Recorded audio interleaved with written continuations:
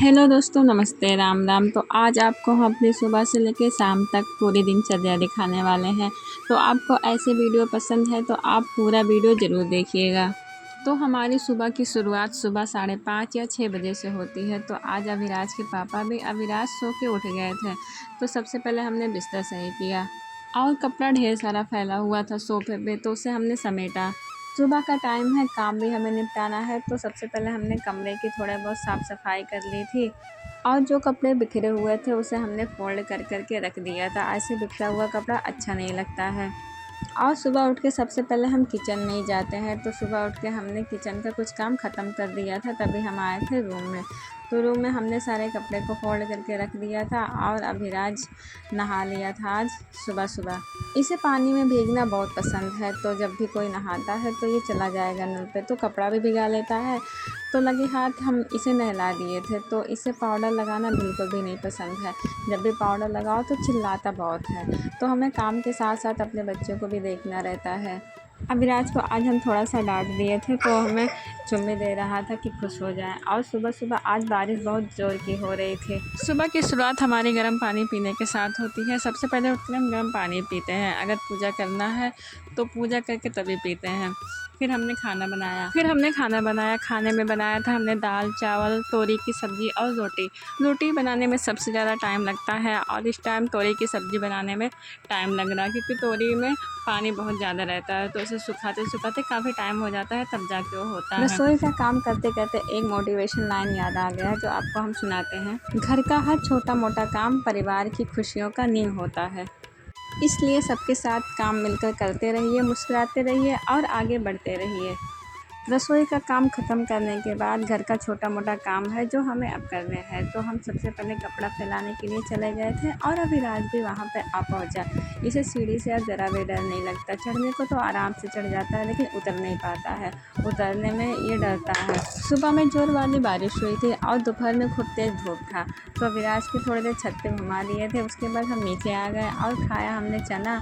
अभिराज को भिगा हुआ किशमिश खाना अच्छा लगता है, तो 1-2 किशमिश वो भी खा लेता है, इसे ज़्यादा नहीं खाता है।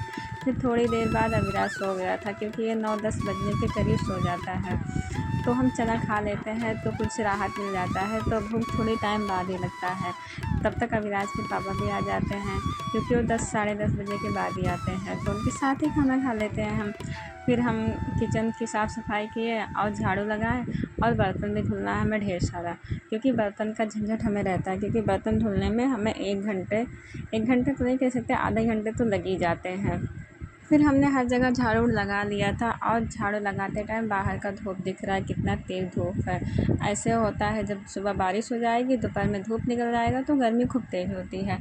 फिर हमें बेडशीट भी चेंज करना था, क्योंकि अभिराज पानी कई बार गिरा दिया था। वैसे तो हाँ, पंखा चलता है, सूख जाता है, लेकिन बेडशीट ख़राब हो जाता है और गंदा भी हो रखा था। तो हमने बेडशीट चेंज किया, और हमें गर्मी बहुत तेज़ लग रही थी। फिर दोपहर का टाइम भी होने वाला था।